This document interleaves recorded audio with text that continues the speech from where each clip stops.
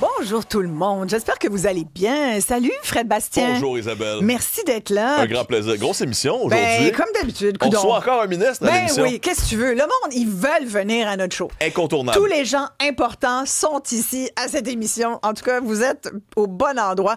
On a effectivement le ministre du Travail tout à l'heure, d'ici une 25 minutes, parce qu'on va revenir sur le dépôt finalement de cet amendement-là pour venir devancer la loi qui limite les moyens de pression des syndicats. Et ça fait directement référence à la grève de la STM, parce que là, on a vu, puis on en parlera tout à l'heure avec le ministre Jean Boulet, mais on a vu qu'on risque pour le moment de revivre la fin de semaine prochaine ce qu'on a vécu au début du mois. Fait que ça, c'est pas une bonne nouvelle pour les gens qui utilisent le transport collectif à Montréal. Mais c'est pas une bonne nouvelle, Fred, pour tous ceux qui viennent à Montréal. Effectivement. Tu veux te déplacer, tu veux aller, je sais pas, tu as des projets de venir encourager les commerçants. Mettons, je dis ça de même, là. Tu veux encourager les commerçants à Montréal. Tu penses-tu que pas de transport en commun, le monde a envie? Non, puis on se souvient que la mairesse Soraya Ferrada-Martinez avait parlé du 15 novembre comme date butoir, là, comme date, c'est dans 2 jours. Je pense que ça ne regarde pas très bien. Écoute, je pense que ça met de la pression, là, le fait que le tribunal administratif du travail est statué à l'effet que la grève peut avoir droit d'être, là, que les chauffeurs et les opérateurs de métro de la STM ont le droit de faire la grève complète. C'est complet, là. Ouais. C'est total. Là. Si vous n'étiez pas là le fin de semaine du 1er et du 2, là, c'était total. Il fallait que tu t'arranges avec tes troubles. Alors, mais je pense que ça va mettre de la pression. Puis, tu sais, on nous dit depuis le début, avec les chauffeurs et les opérateurs, ça se passe mieux quand même qu'avec les employés d'entretien. Écoute, on se croise les doigts. 2 grèves différentes le même mois. Voilà. Une chose est sûre, c'est qu'il y a un sondage léger qui vient de sortir. Oui. T'as vu ça? Certainement. Et sans doute que nos auditeurs en ont entendu parler ce matin. J'en parlais avec mon collègue Mario Dumont ce matin pendant mon commentaire de 8-25. Puis, il y a un sondage, donc, qui dit que, et ça, on vous a demandé... Léger vous a posé la question. C'est sûr que ça tombe pendant la grève. Fait que tu demandes aux gens, aux Québécois, puis les grèves, puis les syndicats, vous en pensez quoi? Puis là, justement, on vous demandait, pensez-vous que les syndicats ont trop de pouvoir? Fait qu'il y a pas mal de monde qui ont répondu, effectivement. Les syndicats québécois ont beaucoup de pouvoir et ils l'utilisent aussi, ce pouvoir-là. Fait qu'on avait envie d'en jaser avec vous, chers amis. C'est 48 là, dans le sondage des Québécois qui disait que les syndicats ont trop de pouvoir. C'est intéressant quand on sait qu'environ 40 des employés au Québec sont syndiqués. Donc, je me dis, est-ce que dans le fond, c'est ceux qui ne sont pas syndiqués qui sont de l'autre côté? Sont-ils jaloux? Est-ce qu'ils voudraient eux aussi avoir un syndicat ou est-ce que c'est vraiment la capacité à payer? Écrivez-nous si vous avez un commentaire là-dessus. Êtes-vous d'avis que les syndicats ont trop de pouvoir ou au contraire, est-ce que vous êtes pro-syndicat? Écrivez-nous au 1-877-827-2346, 1-877 Cube Radio, c'est ce dont on traite dans l'émission. Et je disais, tout à l'heure, on parlera même au ministre. Là. Oui, effectivement, ministre du Travail. On a Jean-Claude Bernatchez, qui est professeur titulaire en relations de travail à l'Université du Québec à Trois-Rivières, le QTR. Il est directeur de l'Observatoire des relations de travail. Merci beaucoup d'être avec nous, Monsieur Bernatchez. Est-ce que, je vais vous poser la question comme si c'était dans un sondage, Monsieur Bernatchez, est-ce que les syndicats québécois ont trop de pouvoir, d'après vous? Ben, c'est notre trop de pouvoir. C'est une façon de voir la chose, mais il y a d'autres façons aussi de la voir. Je dirais que les syndicats actuellement traversent une période particulière. Ils sont en rattrapage, spécialement au plan salarial à cause notamment de la surchauffe dans l'immobilier et de la montée du coût de la vie. Par ailleurs, les syndicats, à l'évidence, là, manquent d'une politique de relations publiques qui ferait de ces organisations-là, qui projetterait une image plus altruiste de l'image qu'ils projettent. Donc, il y a là-dedans une question d'image. Il y a aussi, bien sûr, un gouvernement dont la cote est dans le fond du panier et qui souhaite la remonter parce que nul besoin d'être devin pour penser qu'il va y avoir des élections au Québec en 2026. Oui, effectivement. Mais quand même, ces chiffres-là sont importants dans un contexte, je pense, depuis les dernières années, avec, vous en avez fait mention, là, du rattrapage qui était important à faire, entre autres avec les employés du secteur public en santé, je pense aux infirmiers, aux infirmières. Il y a eu ce front commun, on les a vus, et ils ont obtenu 17 ce qui est devenu, depuis, la nouvelle norme. Là, tous les syndicats et tous les syndiqués veulent 17 minimalement. C'est comme devenu là, l'augmentation plancher payée par les contribuables qui, malheureusement, eux, n'ont pas forcément les mêmes conditions. Et c'est souvent ce que les syndicats disent à M. Bernatchez. Ben, si t'es pas content, tu as juste à être syndiqué. Mm. Alors, vous parlez de rattrapage, mais en même temps, est-ce que c'est justifié pour tout le monde? Puis là, on a un bel exemple avec la STM et les employés d'entretien. Ouais, mais dans le cas d'STM, vous savez, les services essentiels sont définis dans nos lois. Exactement, c'est l'article 111-10 du Code du travail là, qui dit qu'un service essentiel, c'est des activités liées à la santé et la sécurité de la population.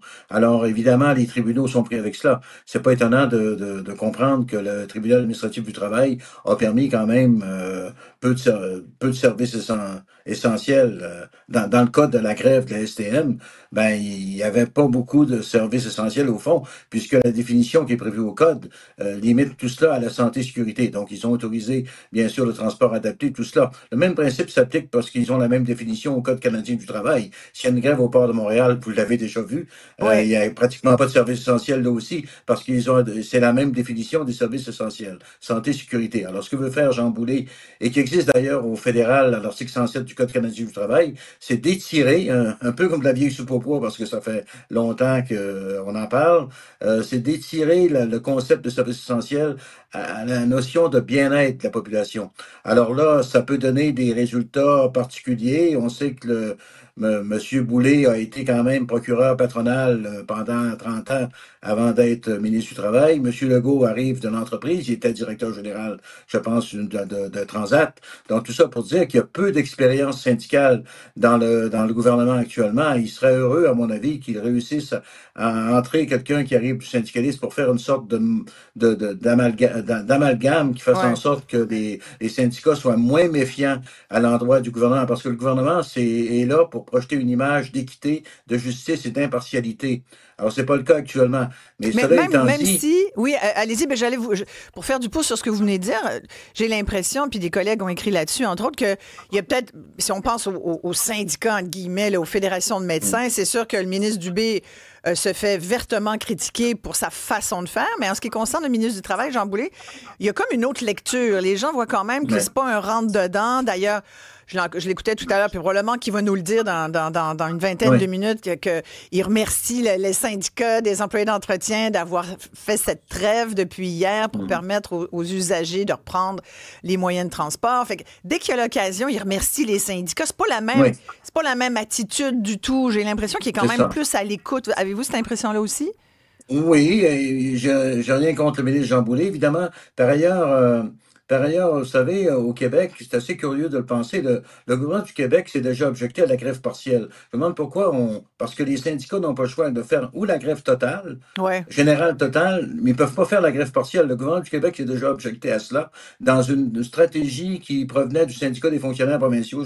Je pense, où ils voulaient faire une grève uniquement au niveau d'un seul ministère. Et le gouvernement du Québec est allé devant le TAT, le tribunal administratif du travail, en disant, ben là, ou c'est la grève générale, ou c'est pas de grève du tout. Donc, Mhm. si on avait la grève partielle, ça serait déjà limité des pots cassés, là. C'est évident qu'on vient de comprendre aussi que la Ouais. question de santé et sécurité, quand on bloque les services publics, les services de transport dans une ville avec une intensité de population comme Montréal, ça fait problème. En même C'est temps, sûr. j'écoutais Bruno Janotte là, du syndicat des employés d'entretien qui disait, puis je pense qu'il nous l'a dit ici, si on fait pas la grève, il nous reste quoi comme moyen de pression? Si tu veux Ouais. dire, regarde, ça fait 120 et plus rencontres de négo qu'ils ont, ça n'a pas abouti. C'est pas, d'après ce qu'on entend, c'est pas à veille d'aboutir non plus parce qu'il y a encore des Non. gros points qui achoppent. Fait qu'il dit, c'est pas 3-4 collants là, qu'on va mettre, tu sais, des stickers qu'on va mettre sur des autobus qui vont faire la différence. Là. Fait qu'en même temps, on Effect- comprend ça. Tu sais? Ce qu'on entend beaucoup Effectivement. aussi, c'est qu'il y a une distinction entre les syndicats dans le domaine public et les syndicats dans le domaine privé. Parce que dans le domaine public, ça va toujours être le contribuable qui va finir par payer. Ouais. Dans le domaine privé, il y a un rapport de force qui a peut-être un peu plus de sens parfois. Là. Mais c'est sûr, il faut dire là-dessus que, vous savez, c'est sûr une grève qui dérange rien, c'est pas une grève, ça donne Ouais, rien. Une exact. grève qui dérange personne ne donne rien. Par ailleurs, la Cour suprême vient de ériger, c'était pas le cas auparavant, hein, parce que la Cour suprême a déjà rendu des décisions qui n'allaient pas dans ce sens-là, qui allaient plutôt dans le sens des décisions de la Cour suprême des États-Unis, qui vont dans le sens contraire de l'arrêt Saskatchewan. Mais par son arrêt Saskatchewan, la Cour suprême a fait du droit de grève un droit constitutionnel. Donc, le Ouais. droit de grève doit être exercé. Et c'est sûr que si le ministre Boulay, par ses initiatives, contraint restreint trop le droit de grève. Il va falloir que tout le monde, ça va aller à la Cour suprême à nouveau, cette affaire-là. Ouais. La Cour suprême dit, ben, très bien, le droit de grève est un droit constitutionnel. Et s'il n'est pas exercé, à ce moment-là, il faut que les conditions de travail soient déterminées par un processus impartial. Et ça s'appelle le tribunal d'arbitrage différent. Alors ça, c'est un avantage important depuis 2015. Quand un gouvernement, par exemple, casse une grève ou oblige le retour au travail, que ce soit au fédéral ou au provincial, ça n'a pas le cas avant 2015. Avant 2015, il faisait une loi spéciale et tout le monde rentrait au travail et le gouvernement déterminait des conditions de travail. Maintenant, c'est terminé. Cette partie-là, c'est un avantage pour le syndicalisme parce qu'actuellement, si une grève est cassée, les syndicats se présentent et font une preuve, avec les employeurs d'ailleurs, devant un tribunal d'arbitrage. Donc, c'est un processus impartial. Le gouvernement n'a plus l'autorité depuis l'arrêt Saskatchewan de déterminer lui-même les conditions de travail des fonctionnaires. Ah oui, ça, l'arrêt Saskatchewan, c'est peut-être un peu complexe, mais c'est quand même intéressant d'en discuter. On va y revenir à l'arrêt Saskatchewan, mais pour en revenir à notre question, à notre public, est-ce que les syndicats québécois ont trop de pouvoir? D'abord, Fred, on a tellement de commentaires. Beaucoup de réponses. Qui rentrent. Je pense que dans les 54% des Québécois qui sont défavorables aux syndicats, il y en a beaucoup qui écoutent notre émission. J'en ai des deux côtés, et je dois quand même mentionner, là, je commence avec Frank de Pointe-aux-Trembles qui dit « C'est dépasser les syndicats. Est-ce qu'ils ont trop de pouvoir? Ils se donnent trop de pouvoir, c'est différent. Les syndicats en désaccord avec leurs syndicats n'ont rien à dire. » Alors ça, c'est ce que Frank de Pointe-aux-Trembles dit. Mais François, lui, rétorque, j'ai rien contre la syndicalisation, j'en ai contre la façon dont on s'en sert. Ça, c'est pour François. Puis sinon, Martin de Montréal, je vais quand même le noter parce qu'on en a des commentaires qui défendent les syndicats. Il dit, bonjour, comparer les salaires des syndiqués et ceux qui ne le sont pas, ça suffit d'appauvrir les travailleurs et les travailleuses pour enrichir les patrons ou juste pour cette raison, les syndicats ont leur raison d'être. Le coût de la vie est insoutenable. Alors, comme je disais, là, c'est quand même un commentaire minoritaire, mais je voulais le souligner. Sinon, François de Montréal qui dit tu gagnes 100 000 avec plein d'avantages, travail avec quelques sacs. Sinon, il y a Éric qui dit les syndicats Moi, de la fonction publique. Moi, j'aime ça quand tu dis les sacs, pareil. Tu sais, ça nous il a donne... dit calvaire et hostie, Isabelle. Voilà. Ça donne l'ampleur de la conviction de notre auditeur. Voilà, calvaire et hostie. Sinon, Éric dit les syndicats de la fonction publique mènent, gèrent et coulent le Québec. Alors, effectivement, plusieurs qui s'impatientent à cet égard. Ben, si on décortiquait un petit peu, M. Bernatchez, le sondage léger, puis en plus, Jean-Marc, le sondeur, disait en entrevue, la bataille commence, là, parce que c'est un affrontement, c'est vraiment là, comme le gouvernement Legault les a pris de fond. Et l'opinion des syndicats, sur les syndicats, en tout cas, là, on le voit, ça n'a pas la cote tellement auprès du public. Fred vient de nous dire d'ailleurs que nos auditeurs penchent un peu de ce côté-là. Et bon, évidemment, plus on est un travailleur qui a de l'expérience, pour pas dire de l'âge, et plus on a développé justement une espèce d'opinion plus raide envers les syndicats. Les plus jeunes sont plus en faveur. Vous pensez que... Est-ce que, d'après vous, on serait comme à une croisée des chemins par rapport au mouvement syndical québécois? Moi, je m'intéresse beaucoup à cette question-là depuis plusieurs années, M. Bernatchez. Puis je regarde un peu l'attitude des syndicats, le discours, toujours le même discours. On va avoir un printemps chaud, un été chaud, un automne chaud. Tout le temps, ce ton-là de la menace et tout. Puis là, le gouvernement l'a comme adopté de son côté aussi. Fait on dirait que nous, comme citoyens contribuables, on regarde ça, travailleurs non syndiqués, puis on se dit, coudon, où est-ce que je me situe là-dedans? Et surtout, est-ce que je suis pas juste pris à payer finalement et à jamais voir le bout de cette chicane-là qui est à finir? Oui, évidemment, le syndicalisme actuellement a le droit d'exister. Il y a eu quand même des conventions, on peut aller vite là, des conventions de l'Organisation internationale du travail sur la liberté syndicale, sur la liberté de négociation et tout cela. Bon, et puis on parle souvent de l'arrêt Saskatchewan, ben voilà. Donc les syndicats sont là, ils ont un rôle important à jouer. Bon, d'une part. Et l'arrêt Saskatchewan, très rapidement, dit quoi, en fait? Ben, l'arrêt Saskatchewan, en vertu, s'inspirant de l'article 3 de la Charte canadienne des droits, là, sur le droit d'association, dit que le droit de grève découle du droit d'association et que si une grève est cassée par une autorité publique, à ce moment-là, le syndicat et l'employeur doivent se présenter devant un tribunal d'arbitrage pour déterminer les conditions de travail. Mais à la lumière du sondage, puisqu'on parle du sondage, sondage qui a été fait quand même en période conflictuelle, là, pendant la grève du STM, il faut dire que, à mon avis, et c'est assez clair, le syndicalisme manque d'une politique de relations publiques. Vous savez, il y a 1,5 million syndicats au Québec, il y a à peu près 900 000, 1 million de fonctionnaires, et puis les syndicats doivent nécessairement à mon avis, développer. Ils ont l'argent pour le faire parce que les cotisations syndicales au Québec, ça va chercher annuellement à peu près 1,5 milliard, là. Ils ont l'argent pour le 1,5 milliard? faire. C'est-à-dire, ben oui, Mme Maréchal, il y a à peu près 1,5 million de syndiqués. Ouais. Moi, j'ai pas 1,5 million de syndiqués. Ils paient minimalement 1 000 $ par année de cotisation syndicale en moyenne. Non, ben, 1,5 au million moins. fois 1000, ça fait 1,5 milliard, ça. Bon, évidemment, ils ont des frais, ils ont plein de frais de toutes sortes. Mais par ailleurs, le syndicalisme actuellement a un problème d'image. Et là, ça s'appelle des relations publiques. Vous savez ce que c'est que des relations publiques. Vous êtes dans ce monde-là. Et puis, pour des relations publiques, ça se fait avec des professionnels. Ils ont besoin de professionnels des communications pour redorer leur image. Ce que, en passant, la Fédération des infirmiers et infirmières du Québec, là, la FIC, avait réussi à faire, à mon avis, dans le cadre des dernières négos, au niveau image. Oui. Vous savez, les syndicats, si on va par exemple dans la période 70-80, les syndicats à ce moment-là parlaient de monter une charte sociale, ils parlaient de services publics, de gratuité des soins de santé et tout cela. Il y avait un discours vraiment emballant pour les Québécois. Mais ça a été perdu dans la brume quelque part. Alors là, ça fait quoi, 50, 60 ans, 70, ça fait 60 ans que la charte sociale existe. Oui. Eh bien, là, ou 50 ans, eh bien là, il est temps de remonter une politique de communication comme il l'avait fait dans les années 70-80 pour que le syndicalisme projette une image d'utilité sociale. C'est ça que je voulais dire tout à l'heure. Ben oui, c'est ça que je voulais dire, M. Bernatchez, tout à l'heure. On est dû pour un petit... Vous parliez de vieille soupe au pois, là, ou de soupe au pois qu'on étirait. Ben, on est peut-être dû justement à une espèce d'examen de conscience. J'ai fait un lapsus. Confiance. De la part des syndicats de dire, OK, peut-être qu'on a poussé un peu fort, un peu trop loin le bouchon. Tu sais, quand tu rentres... Tu sais, Magali Picard, elle se l'est fait dire qu'elle n'aurait pas dû aller à Dubaï sur le bras de ses membres. Je pense qu'elle le regrette aujourd'hui parce qu'elle paye encore pour, puis à chaque entrevue, elle se le fait mettre sur le nez. Dans nos commentaires aussi encore. C'est vrai, Fred, il y a des gens qui... Puis le monde dit quoi là-dessus? Ben non, mais on rappelle cet incident pour là, qui a vraiment marqué l'esprit. Sur le climat, puis pour nous dire, nous comme syndicats aussi,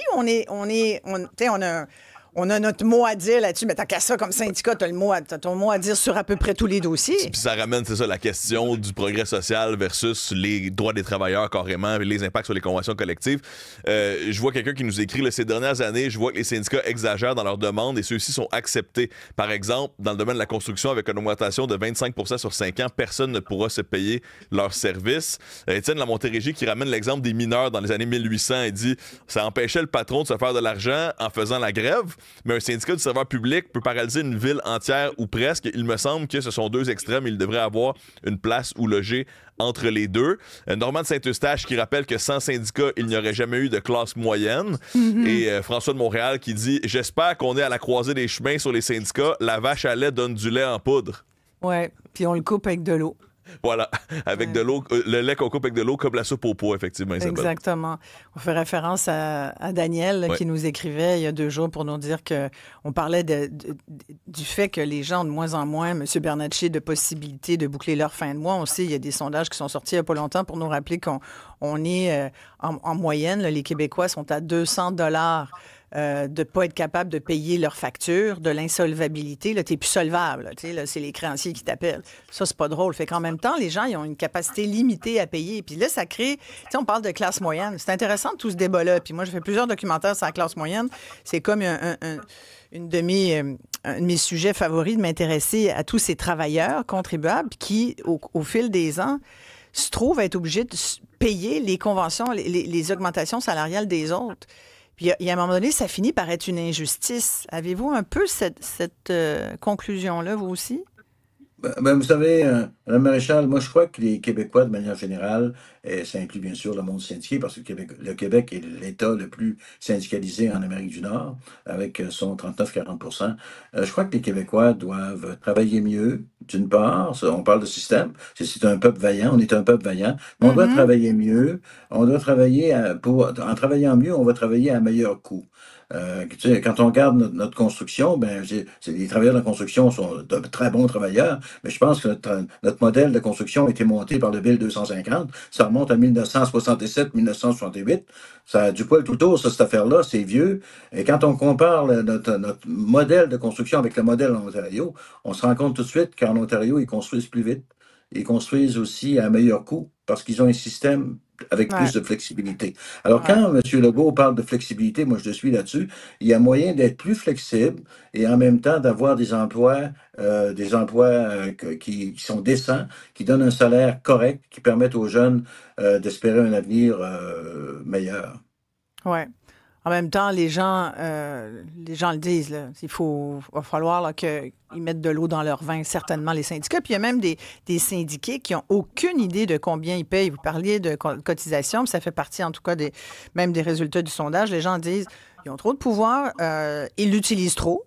Et en plus, ils sont d'accord avec le gouvernement qui essaye de séparer ce qui sert vraiment aux syndicats puis à la défense des travailleurs et de leurs droits et ce qui serait plutôt du politique. Alors évidemment qu'un gouvernement va contrôler ce qu'un syndicat peut avoir comme mainmise sur le politique. On comprend pourquoi. On pourrait dire, ben oui, il est en conflit d'intérêts, mais en même temps, pour un syndiqué, les syndiqués, là, ils devraient avoir leur mot à dire là-dessus. Là. Les syndiqués de la FAE, là, est-ce qu'ils sont tous ils sont tous d'accord que leur syndicat soit contre la laïcité, alors que plus de 80 des Québécois sont en faveur de la laïcité. Ce qu'on nous répond, c'est que c'est une institution démocratique et qu'on peut se présenter aux assemblées puis quand même avoir un impact là, sur le syndicat en tant que tel. Ouais. C'est ce qu'on nous répond quand on soulève ce message-là habituellement, Isabelle. Monsieur Bernatchez, là-dessus, en terminant. Oui, mais sur la cotisation syndicale, il faut dire que ça nous vient d'un conflit. Il y a plein de trucs dans nos relations de travail qui viennent de conflits antérieurs et qui ont été réglés comme ça, à chaud, sans trop réfléchir aux conséquences de tout cela. On est en 1974 en Hongrie. À Hongrie, c'est la grève de la United Aircraft. Les syndiqués veulent la cotisation syndicale obligatoire, puis ils veulent des dispositions anti-pousseurs de grève. Il y a un type qui veut être premier ministre du Québec à l'époque, qui s'appelle René Lévesque. Il va être élu en 1976. Et René Lévesque va prendre l'engagement sur la ligne de piquetage que s'il est élu, il va accorder aux travailleurs, aux syndicats, ce qu'ils demandent.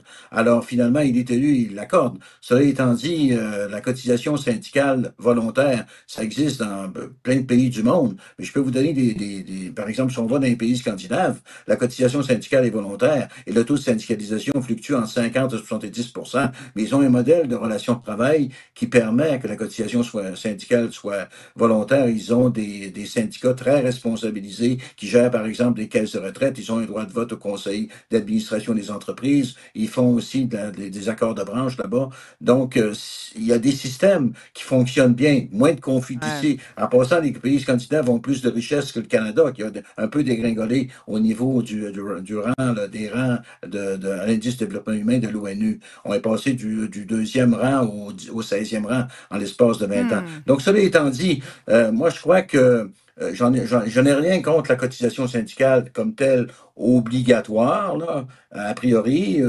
Ça vient c'est une donnée historique.